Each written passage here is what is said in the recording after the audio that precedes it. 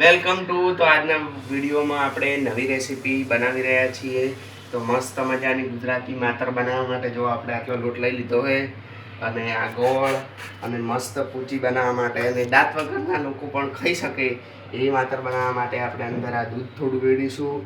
અને અમે આજે મસ્ત તેલની માતર બનાવવાના છીએ, કારણ કે તેલ બહુ મોંઘું છે એટલા માટે. તો જો આપણે આજે તેલ લઈ લઈશું. જો આ કઢાઈ લઈ લીધી છે.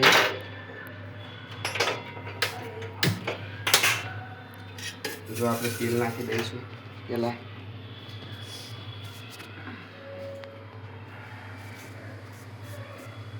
મસ્ત માતર બનશે. તમે પણ આ રેસીપી ટ્રાય કરજો, બરોબર?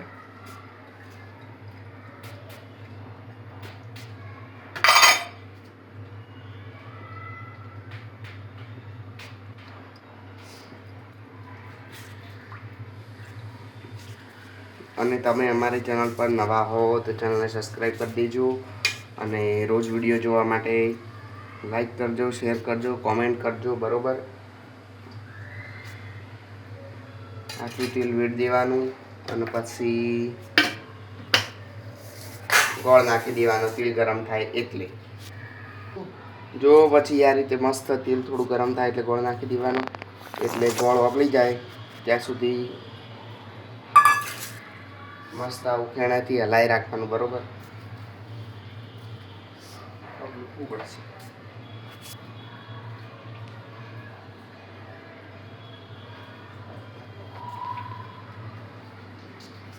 જો આ ગોળ મસ્ત ઓગળી જાય ત્યાં સુધી આવીને હલાવી રાખવાનું.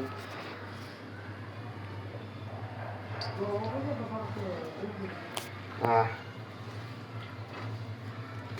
કારણ કે મારા હાથની માતર બનાવેલી અમારા ઘરના બધાને ભાવે. શું તો પાર્થી તને ભાવે? તો બસ હા, પાર્થિયાને ભાવે એટલે અમારા ઘરના બધાને ભાવે.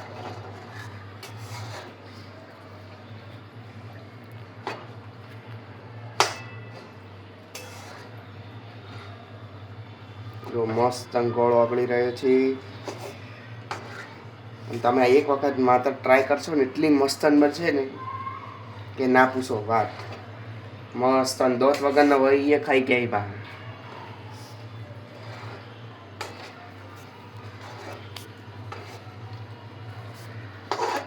જો ગોળ ઓગળી રહ્યો છે, આવીને હલાવી રાખવાનું એટલે ફટાફટ ઓગળી જાય.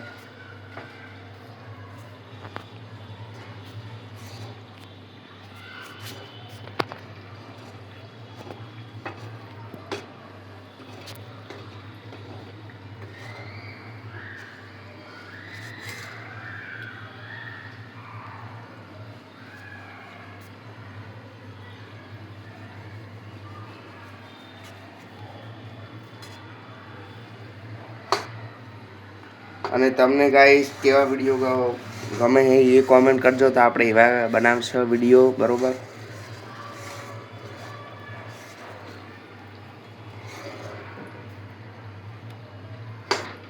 અને તેલની માતર એટલે બનાવવા કે અમે એને શુદ્ધ આરસીએમનું તેલ વાપરા મસ્ત, એટલે ઓનાથી કોઈ રોગ ના થાય અને ના ફેટે વધે. એટલા માટે અમે આ તેલમાં માતર બનાવવા. અને તેલે મસ્ત ના આવે છે, તમે ટ્રાય કરજો. આરસીએમનું તેલ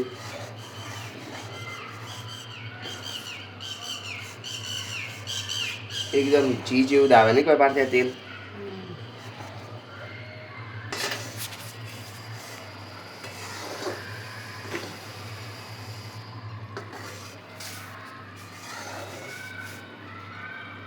જો આ રીતે મસ્ત ગોળ ઓગળી જાય ને એટલે પછી મસ્ત દૂધ વેડી દેવાનું.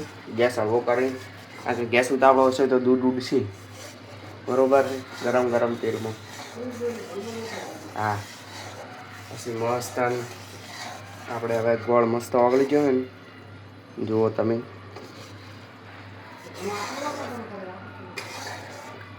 જો હે ને મસ્ત ઓગળી ગયો ને, પોણી જેવો ગોળ થઈ ગયો પાછે. જો બંધ કરશે આપણે દૂધ વેડશે.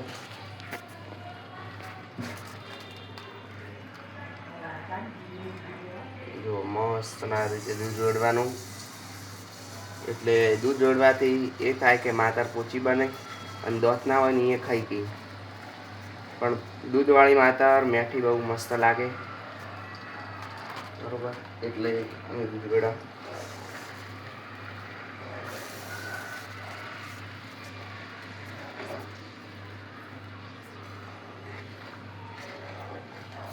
જો મસ્ત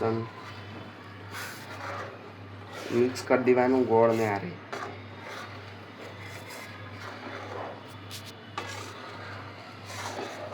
આ દૂધ ફાટેલા જેવું થઈ જાય જો પાકે.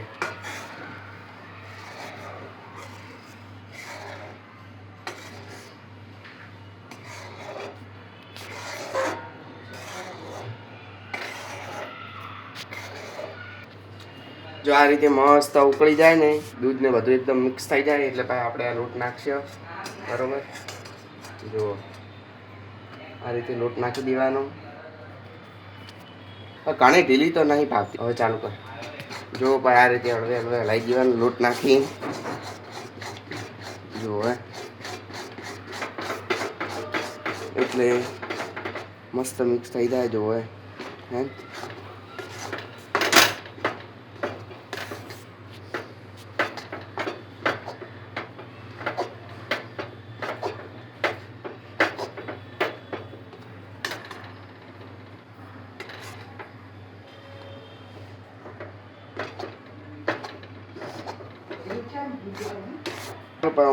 મસ્ત મિક્સ કરી દેવાનું.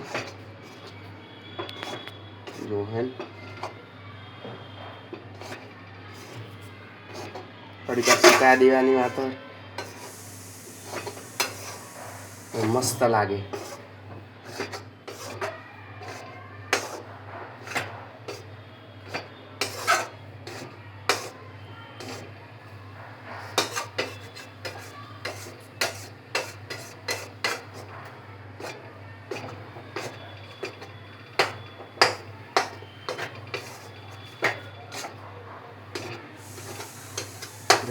રીતે મસ્ત મિક્સ થઈ જઈએ.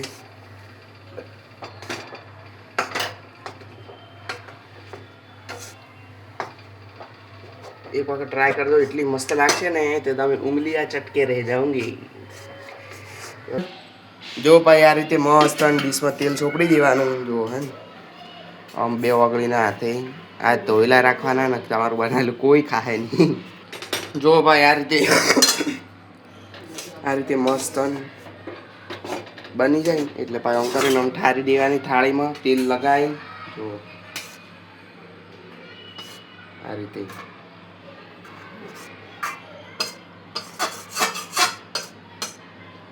બધું ઉખાડીને લઈ લેવાનું.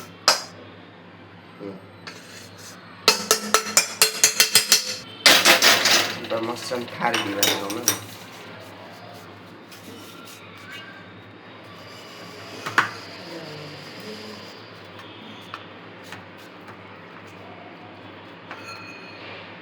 આ રીતે મસ્ત ઠારી દેવાની. ઠરવા જાય તો કચરા કરી દેવાના. હું તમને બતાવું આગળ.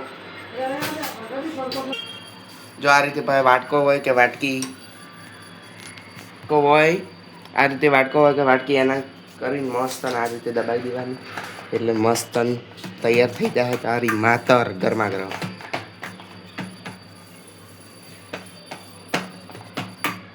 જો આ રીતે મસ્ત દબાવી દેવાની.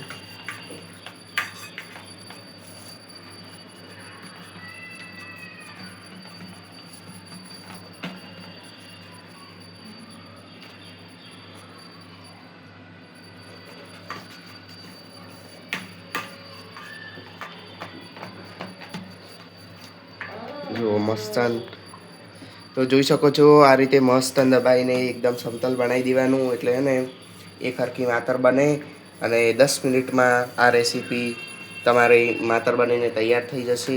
અને વધારે બનાવશો તો થોડી વાર પણ લાગી શકે.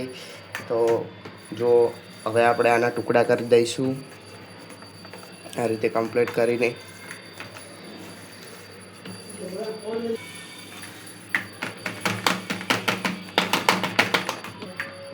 જો આ મસ્ત આ રીતે કરી દેવાનું આજુબાજુથી.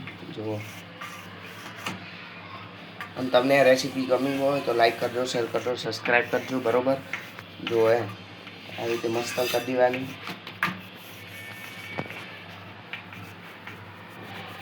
અને કોમેન્ટ કરજો કે તમે માતા જો આ રીતે મસ્ત ટુકડા કરી દેવાના.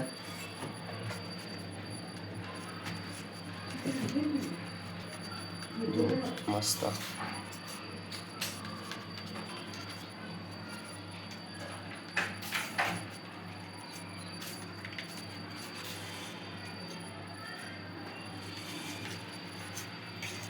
જો માતર બનીને રેડી છે.